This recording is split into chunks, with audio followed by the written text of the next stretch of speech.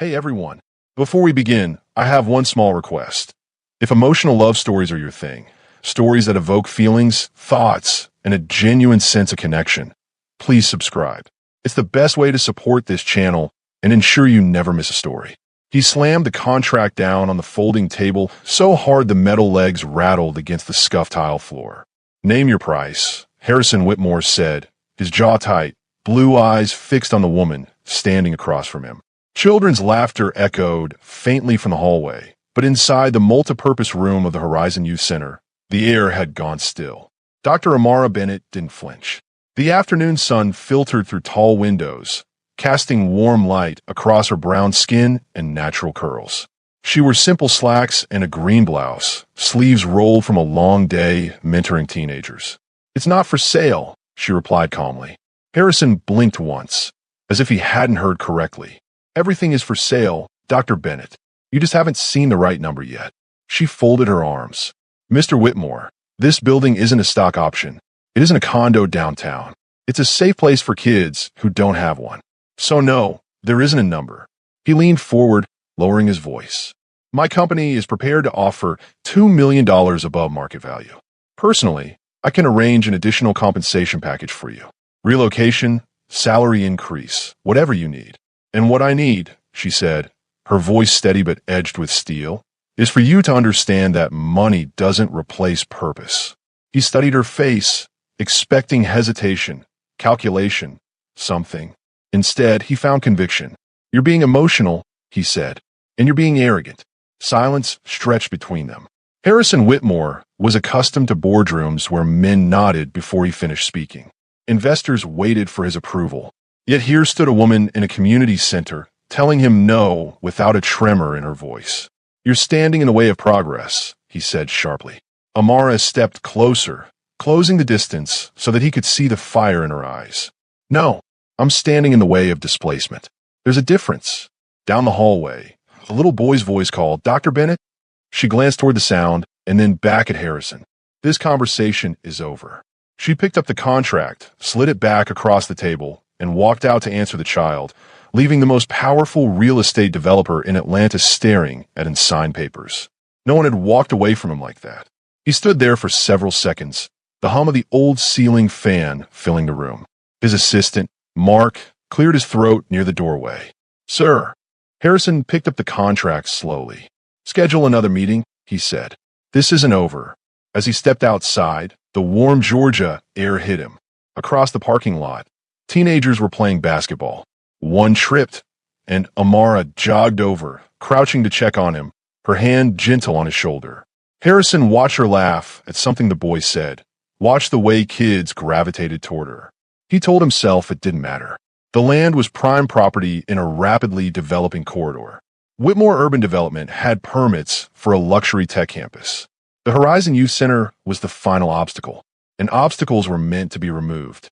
That evening, Harrison stood in his penthouse office overlooking Atlanta. He loosened his tie and replayed the meeting in his mind. "It's not for sale." The words irritated him more than they should have. Mark stepped in holding a tablet. "The board wants confirmation that the acquisition will close this quarter." "It will," Harrison replied automatically. "They're concerned about delays." "There won't be delays." Mark hesitated. "Sir, if negotiations fail, we can initiate eminent domain proceedings through the city." Harrison's fingers tapped against the glass desk. Legally, he could force the sale. It would take months, but the outcome would be inevitable. He nodded slowly. "Prepare the paperwork. But hold it for now." Mark looked surprised. "Hold it. I want another conversation with Dr. Bennett." The next afternoon, Harrison returned to the youth center unannounced. Amara was in a classroom filled with teenagers seated in a circle. On a whiteboard behind her were the words, "Conflict Resolution Workshop." He stood quietly at the door until she noticed him. Her brows lifted slightly, but she continued speaking. "When someone disrespects you, you have choices. You can react or you can respond. Reacting is about pride. Responding is about growth." A teenage girl raised her hand. "But what if they think they're better than you?" Amara smiled gently. "Then you don't let their opinion define your worth." Her eyes flicked toward Harrison for just a second. The girl glanced at him too. "Like him." A few students snickered. Harrison straightened, and used to being the subject of open judgment. Amara stepped forward. Class dismissed for 10 minutes. The teens filed out, whispering and throwing curious looks at him. When they were alone, she crossed her arms. You don't have an appointment. I wanted to see the center in action. And he glanced around. Old desks, worn carpet. You do good work. That's not a compliment that buys land. You're making this difficult. She stepped closer. You're just not used to hearing no. You don't know me, he said quietly. I know men who think power means control. And what do you think power means? Responsibility. A little boy ran in. Dr. Bennett, I finished my homework. Amara beamed, kneeling to praise his work. The boy looked up at Harrison. Are you the guy trying to take our building? Harrison froze. Jamal, that's not polite, Amara said. It's okay. Harrison crouched to the boy's level. I'm talking with Dr. Bennett about some plans. Jamal frowned. My mom says rich people don't care about us. The words hit harder than any boardroom accusation. I care about building things, Harrison said. Amara stood. We're already building something. Their eyes locked. Harrison left and drove around the neighborhood. Small houses, corner stores, children walking home. This wasn't just land on a blueprint. It was woven into lives. That night, he stared at his late grandfather's photograph. Charles Whitmore had built a family fortune investing in communities before luxury. Progress requires sacrifice, Harrison muttered. But whose sacrifice? His phone buzzed. Amara. He answered. Dr. Bennett, you left something behind. A question. What question? Why does this matter to you so much? Her voice was calmer now. It's business. Then why didn't you file the legal paperwork today? Silence. If you're going to fight me, at least be honest about why. I don't like losing. Brief pause. I don't like watching kids lose their only safe space. The line went quiet. Dinner, he said abruptly. Tomorrow. Neutral ground. Let's talk without contracts. She laughed softly. You think this is a date? I think it's a conversation. Pause. I'll meet you. But understand something, Mr. Whitmore. What? I'm not impressed by your money.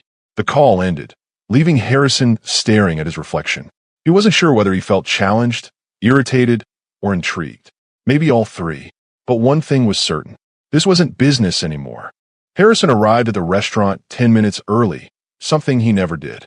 The Southern Bistro Amara chose was cozy, warm lighting, the scent of butter and garlic wrapping around him. When Amara walked in wearing a deep blue wrap dress and simple gold hoops, he smoothed his jacket unconsciously. Her confidence needed no embellishment. You clean up well, she said, taking her seat. So do you. They ordered sweet tea for her, sparkling water for him. Amara folded her hands. Let's be clear. I'm here to understand your position, not to be persuaded. Fair. Why that land? It's strategically located. My company wants to create jobs, attract tech investment. That campus would bring hundreds of positions. And how many would go to families in that neighborhood? He hesitated. That depends on qualifications. So, probably not many. You're assuming the worst of me. I'm protecting my community. The food arrived. He watched her bow her head before eating. A small prayer. Why are you so committed? He asked. She set down her fork. When I was 12, my father died. My mother worked 2 jobs. The Horizon Youth Center kept me safe. A counselor there pushed me toward college. That building is the reason I became Dr. Bennett. Emotion shimmered beneath her steady voice. So, when you walk in with contracts and numbers, you're talking about erasing something that saved me. He absorbed her words slowly. I didn't know. You didn't ask. The honesty stung. My grandfather used to tell me, build something that outlives you. I thought he meant buildings. And now, I'm not sure. Then maybe that's your real problem. They ate in thoughtful silence. If you'd grown up in that neighborhood instead of Buckhead, would you see this differently? She asked. He considered it honestly. Yes. She nodded. That's growth. He smiled faintly. You're very direct. I don't have time for games. She laughed softly. Everything about you is a game, Mr. Whitmore. Winning deals. Outmaneuvering competitors. Even this dinner. You think I'm strategizing? I think you don't know how not to. Her insight unsettled him because it was accurate. Outside, she studied him beneath the streetlights. You're not what I expected. What did you expect? A villain. And what am I? A man who doesn't understand the impact of his power. He exhaled slowly. That's not better. It's fixable. Over the next week, Harrison returned to the youth center repeatedly. You're becoming a regular. Amara observed as he watched a robotics class. I'm evaluating the asset. She gave him a look. They're children, not assets. He cleared his throat. Old habits. A teenage boy approached. You really own all those buildings downtown? Yes. That's crazy. I like engineering, but that stuff's expensive. How expensive? The boy shrugged. Too expensive. That evening, Harrison reviewed the center's financial records. Budget deficits. Outdated equipment. Grants barely covering costs. The next day, a delivery truck arrived with new laptops and robotics equipment. Amara found Harrison near the entrance as volunteers unloaded boxes. What is this? She demanded. Donation. Her expression hardened. We don't take bribes. It's not a bribe. It feels like one. He stepped closer. I'm not asking for anything in return. She searched his face. You can't buy goodwill. I'm not trying to buy it. Then why? Because that kid shouldn't think equipment is out of reach. Her posture softened slightly. If you think this changes my answer, it doesn't have to. Over the following days, something shifted. He stayed to help set up computers. He asked questions. He listened. One evening, he found Amara alone reviewing paperwork. You look exhausted. She sighed. Grant deadlines. If funding were stable, would you expand? She looked up sharply. Are you negotiating again? No. She leaned back. Yes. We'd expand mental health services. College prep. Job placement. He nodded thoughtfully. Harrison. He looked at her, surprised she'd used his first name. If you help us, it has to be because you believe in it, not because you're trying to win me over. He held her gaze. What if I'm not sure which it is yet? She smiled faintly. Then figure it out before you act. That night, Harrison walked through his penthouse, impressive and empty. His phone buzzed with a bored reminder about the acquisition deadline. He opened the redevelopment plans. Glass towers, investor projections, then the youth center's mission statement. Empower, protect, inspire. The next morning, the board meeting was tense. We can't delay indefinitely, an investor snapped. The land is critical. I'm aware. Then proceed. I need more time. Time for what? For community assessment. Murmurs filled the room. This is business, Harrison. It's also reputation. Forcing a youth center out would generate backlash. That's manageable. He clenched his jaw. I said I need time. After the meeting, Mark approached. You're risking investor confidence. I know. Is this about Dr. Bennett? Harrison shot him a warning look. It's about long-term impact. But as he drove to the center, he knew it was also about her. He found her supervising kids planting flowers. Back again. I keep showing up. He knelt beside a little girl, adjusting her shovel grip. Amara watched carefully. After the kids went inside, she stepped closer. You're confusing me. Good or bad? I'm not sure. He studied her face. I'm confusing myself. She allowed a soft breath. That's honest. He stepped closer, noticing the faint scent of vanilla. Amara, if I walked away from the project, what would that change? Her eyes widened. Everything. The weight settled between them. He wasn't used to decisions that affected his own heart, and he was beginning to realize that this one would. Enjoying the story so far? Make sure you subscribe and tap the notification bell so you never miss the next chapter of the adventure. The rain came down in sheets the night. Everything shifted. Harrison stood at his office windows, lightning cutting across the Atlanta sky. His phone buzzed with emails from investors. Subject line after subject line. Acquisition delay concerns. Urgent. Board vote. Market reaction. He dialed a number he hadn't called in years. Granddad's Foundation. An older woman answered. This is Harrison Whitmore. I need archive donation records connected to the Horizon Youth Center. One moment. She returned minutes later. Yes, Mr. Whitmore. In 1998 and 2001, Charles Whitmore donated anonymously to a youth development program under that name. Harrison closed his eyes briefly. Do we have letters attached to those donations? Yes. They're scanned in our system. Send them to me. The email arrived minutes later. The letter was handwritten. We build towers because they are visible, but the real measure of a man is what he builds in people who can't repay him. Another line caught his eye. Never let profit blind you to purpose. Thunder cracked outside. The next morning, he drove straight to the youth center. Amara was in her office when he knocked. You look like you didn't sleep. I didn't. What happened? He placed the letter on her desk. My grandfather donated to this center. Twice. She picked it up, scanning the handwriting. Her eyes softened. I remember hearing about anonymous donors years ago. He believed in places like this. And you didn't. I believe in expansion, growth, numbers. He let out a short breath. I told myself that was enough. She looked at him quietly. She looked at him quietly. And now, I'm starting to think I've been measuring success the wrong way. Silence settled between them, but it wasn't hostile this time. Harrison, she said gently, what are you really afraid of? He looked up sharply. Afraid? Yes. He hesitated, losing control. She nodded as if she'd expected that answer. Control feels safe. It is safe. Not always, she replied softly. He leaned forward. If I cancel this project, I lose millions. Investors lose confidence. My board might force me out. And if you don't, he imagined Jamal's face. The robotics class.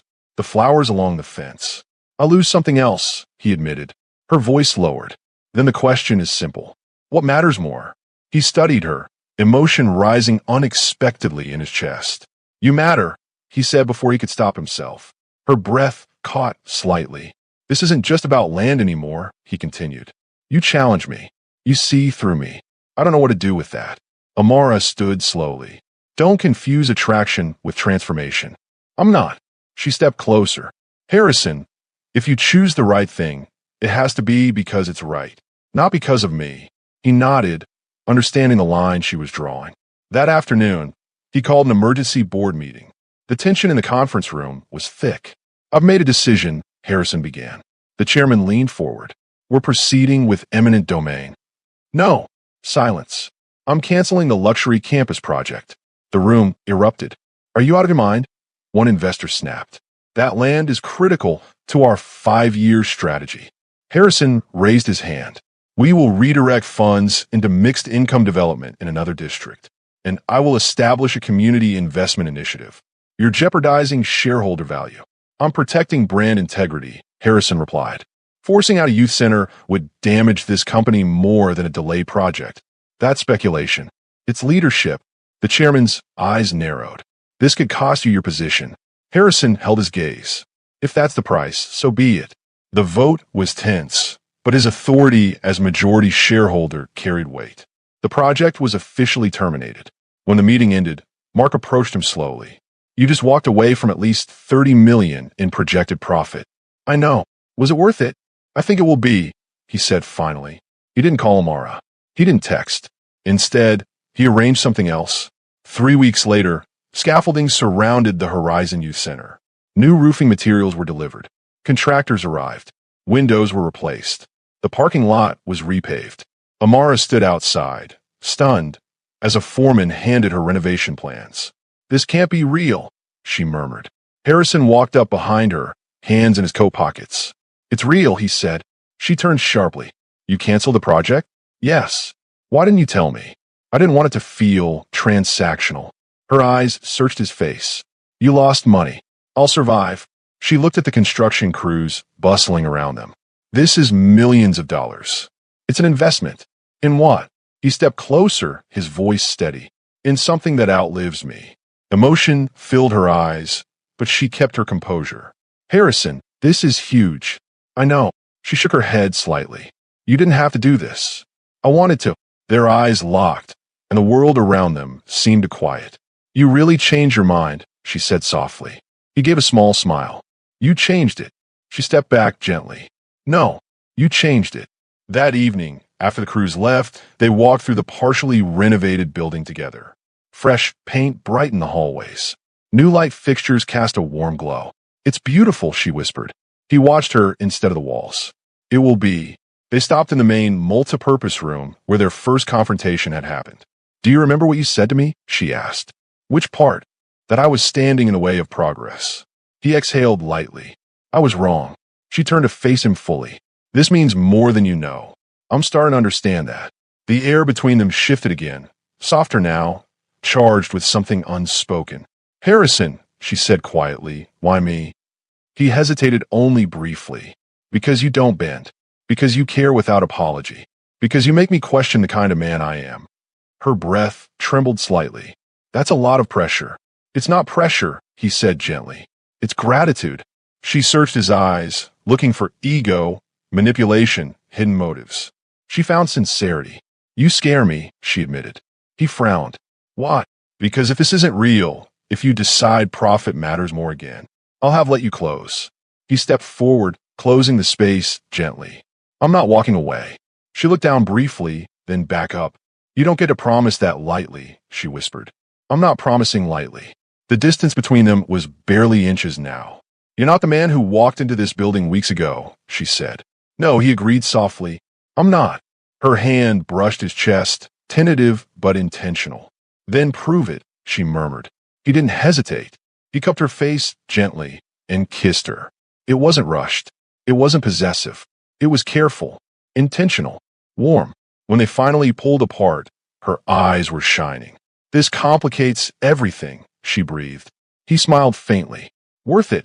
She smiled back, emotion and relief mixing together. Yes, she whispered.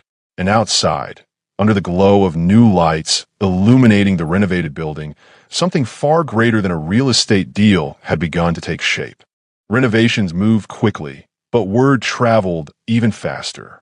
By the time the Horizon Youth Center reopened its doors to a freshly painted lobby and brand new classrooms, the neighborhood was buzzing. Parents stopped Harrison on the sidewalk to shake his hand. Teenagers who once eyed him with suspicion now nodded in cautious respect. Still, not everyone was pleased. Your approval ratings are dipping, Mark warned one afternoon, standing in Harrison's office with a tablet in hand. Some investors are calling this a reckless, emotional pivot. Harrison skimmed the headlines. Whitmore abandons major development. CEO risks millions on community gamble.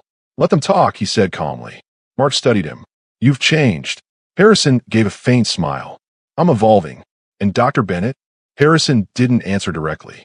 Schedule the press conference for next month. That evening, he found Amara in the new counseling wing, reviewing intake forms. You're going to burn yourself out, he said gently. She glanced up and smiled. That's rich coming from you. He leaned against the doorway. Touché. She walked over to him, brushing invisible dust from his jacket lapel. The gesture was intimate, natural now. I heard about the press, she said. It was inevitable. Does it bother you? He shrugged slightly. It used to. I cared about perception more than substance. And now I care about whether Jamal gets into college. She laughed softly. You've gotten attached. Maybe. Her expression softened. The kids notice, you know. Notice what? That you show up. Not with cameras. Not with speeches. Just present. He reached for her hand, intertwining their fingers. You were right about responsibility. She squeezed gently. You listened. They walked through the hallway together, pausing to watch a group of teenagers using the new computer lab. You didn't just renovate a building, she said quietly. You restored hope. He shook his head. You did that years ago. I just funded it. She turned to face him fully. Harrison, stop minimizing what you've done. He looked down at her, emotion flickering in his eyes. I'm not used to being thanked for something that doesn't generate profit. Get used to it, she teased. He smiled, then grew serious. Amara, where is this going? Her heart skipped, though she kept her composure. Where do you want it to go? With you, he answered without hesitation. She searched his face carefully. This isn't just attraction. No, it's not rebellion against your old self. No, it's not guilt. He stepped closer. It's respect. It's admiration. He paused, choosing his words carefully. It's the way I feel when you look at me like I'm capable of being better. Her eyes glistened slightly. You are capable, she whispered. He cupped her cheek. I don't want this to be temporary. She exhaled slowly. Harrison, our worlds are different. They don't have to stay that way. You grew up in privilege. I grew up fighting for space. That difference doesn't disappear because we care about each other. I know, he said, and I'm not pretending to understand every part of your experience, but I'm willing to learn. She studied him carefully. Learning means listening when it's uncomfortable. I can handle uncomfortable. She smiled faintly. You say that now. I'm serious. So am I. There was a long pause filled with vulnerability. I don't want to be your project, she said softly, and I don't want to be your redemption story. You're neither, he replied immediately. You're my partner. The word lingered between them. She felt her defenses soften further. Partner, she repeated quietly. He leaned down, pressing his forehead against hers. Let me show you I mean that. Over the next few weeks, he did exactly that. He attended community meetings without dominating them. He funded scholarships anonymously. He hired local contractors for other developments. He sat beside Amara during workshops, sometimes just listening. One night, after a long day, they sat on the center's front steps watching the sunset paint the sky pink and orange. "You know," she said, nudging him lightly, "when you first walked in here, I thought you were insufferable." He chuckled. "You told me I was arrogant." "You were. Past tense." "Mostly." He placed a hand dramatically over his chest. "Progress." She laughed, the sound warm and unguarded. He grew quiet after a moment. "My parents don't understand." "About the center?" "About you." Her smile faded slightly. "What do they say?" "They think I'm being impulsive." "And are you?" "No," he turned to her. "I've never been more certain about anything." She held his gaze. "This isn't easy for you." "Nothing worthwhile is." She nodded slowly. "My mother had questions too." "About me?" "Yes." He exhaled. "Fair." She asked if you truly see me. Not just as a strong woman, not just as someone who challenged you, but as a black woman with a lived reality you can't fully share. "And what did you tell her?" "I told her you're trying." He reached for her hand again. "I'll always try." She squeezed his fingers gently. "That's all I need." A week later, Harrison invited her to a formal charity gala his company hosted annually. She hesitated at first. "That's your world." "It can be ours," he said. The night of the event, she stepped into the ballroom wearing an elegant deep burgundy gown. Conversation slowed as people noticed her at his side. "You look breathtaking," he whispered. "You clean up well too," she replied playfully. Throughout the evening, he introduced her proudly. "This is Dr. Amara Bennett, director of the Horizon Youth Center." Not once did he downplay her title. Not once did he treat her like an accessory. During his speech, he surprised everyone. "This year," he announced to the crowd, "Whitmore Urban Development is launching a permanent community investment fund focused on youth empowerment and education." Murmurs filled the room. "And I owe that vision," he continued, glancing at Amara, "to someone who reminded me that leadership without compassion is incomplete." Applause erupted. Amara blinked back tears. Later, in a quiet corner of the ballroom, she turned to him. "You didn't have to mention me." "I wanted to." She placed her hand over his heart. "You've grown." He smiled softly. "Because you refused to sell." She leaned up and kissed him gently, uncaring who saw. As they left the gala hand in hand, Harrison felt something deeper than pride. He felt alignment. He wasn't choosing between business and love anymore. He was building both differently. And he knew, with growing certainty, that this wasn't just a chapter. It was the foundation of something permanent. 6 months later, the Horizon Youth Center stood brighter than it ever had. Fresh murals painted by local artists covered the outer walls. The computer lab buzzed daily. A new counseling wing offered private sessions for teens navigating grief, anxiety, and pressure. Scholarship applications lined Amara's desk. And Harrison Whitmore was no longer the man who had once walked in demanding signatures. He stood backstage in the multipurpose hall, adjusting his tie while listening to the hum of a packed room beyond the curtain. "Are you pacing?" Mark asked quietly. "I'm thinking," Harrison replied. "You're pacing." Harrison exhaled slowly. "It has to be right." "It will be," Mark said. "You don't do anything halfway." Tonight was the official grand reopening celebration. Community leaders, parents, business owners, and media filled the room. The event marked not just renovation, but the launch of the Whitmore Community Initiative Fund, an ongoing commitment to youth programs across the city. But Harrison had another plan. Across the hall, Amara stood near the stage entrance, greeting families as they arrived. She wore a soft ivory dress that flowed gently around her, her curls styled elegantly around her shoulders. She looked radiant, confident, warm, grounded. She caught his eye across the room. He felt that steady pull again, the one that had shifted his priorities, rearranged his ambition, deepened his understanding. She walked over. "You're quiet." "Big night," he replied. "You've done something incredible," she said softly. "The community sees it." "I see it." He reached for her hand. "I couldn't have done it without you. You chose it, because you showed me what mattered." She smiled gently. "You give me too much credit." "Not enough," he said. A volunteer stepped in. "Dr. Bennett, we're ready to start." She squeezed his hand once before stepping toward the stage. Harrison moved to the side curtain, watching her through the gap as she approached the podium. Applause erupted. She began with grace and strength. 6 months ago, this building faced an uncertain future. Today, it stands stronger than ever, not because of one person, but because of collective belief. Belief that our children deserve investment. Belief that community matters. Her voice carried through the hall, confident yet emotional. Harrison felt pride swell in his chest. Not ownership, but admiration. She invited several students to speak. Jamal was one of them. "When I thought this place might close," Jamal said into the microphone, "I felt like nobody cared. But now we've got new computers, new classes, and Mr. Whitmore even helped me fill out a college program application." The audience laughed warmly. Harrison rubbed the back of his neck, humbled. After the student speakers, Amara returned to the podium. "There's someone I need to acknowledge," she said. When faced with a difficult decision, he chose purpose over profit. He listened. He learned. And because of that, hundreds of kids will have opportunities they might not have had otherwise. She looked toward the curtain. Harrison Whitmore. The applause was thunderous.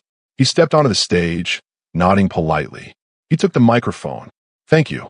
But this center was thriving long before I got involved.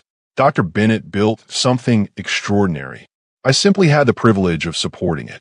He glanced at her, and their eyes met. "There's one more thing," he continued. Amara tilted her head slightly, curious. He reached into his jacket pocket. The room quieted as he turned fully toward her. "Amara." Her breath caught softly. "You once told me that power means responsibility. You were right. You also taught me that love isn't about control, it's about commitment. Commitment to growth. Commitment to listening. Commitment to standing beside someone, not above them." Murmurs filled the room. He stepped closer. "When I walked into this building, I thought I was negotiating land. What I found was a woman whose strength, compassion, and integrity reshaped my understanding of what it means to lead and what it means to love." Her eyes shimmered, hands trembling slightly at her sides. "You didn't just challenge me," he said. "You changed me, not by asking me to be different, but by refusing to lower your standards." A few people in the audience wiped tears. He lowered himself onto one knee. Gasps rippled through the hall. "Dr. Amara Bennett," he said, voice steady but filled with emotion, "will you build a life with me? Will you continue to challenge me, stand with me, and let me stand with you? Not as a project, not as a rescue, but as partners." Silence hung in the air for a heartbeat that felt endless. Amara covered her mouth, tears slipping freely now. He opened the small velvet box, revealing a simple yet elegant ring. No excessive flash, just timeless beauty. She stepped closer, her voice trembling. "You didn't have to do this publicly. I wanted the world to know I choose you," he replied softly. She laughed through tears. "You are unbelievable. Is that a yes?" he asked gently. She dropped to her knees in front of him, ignoring the crowd. "Yes," she whispered, then louder, "Yes, Harrison." The room erupted in applause and cheers. He slid the ring onto her finger, standing as she threw her arms around him. He held her tightly, aware of cameras flashing, but focused only on the woman in his arms. When they finally pulled apart, she rested her forehead against his. "You really did change," she murmured. He smiled softly. "Because you said no." She laughed, wiping her cheeks. "Best decision I ever made." He kissed her gently, not rushed, not for show, just them. As the celebration continued, music playing and people congratulating them, Harrison stepped back for a moment, watching her surrounded by kids hugging her, showing off the ring. Jamal ran up to him. "You're going to be Dr. Bennett's husband?" Harrison smiled. "That's the plan." "That's cool," Jamal said proudly. Harrison glanced around the room. The bright walls, the laughter, the hope. He had built towers that scraped the sky. But this felt higher.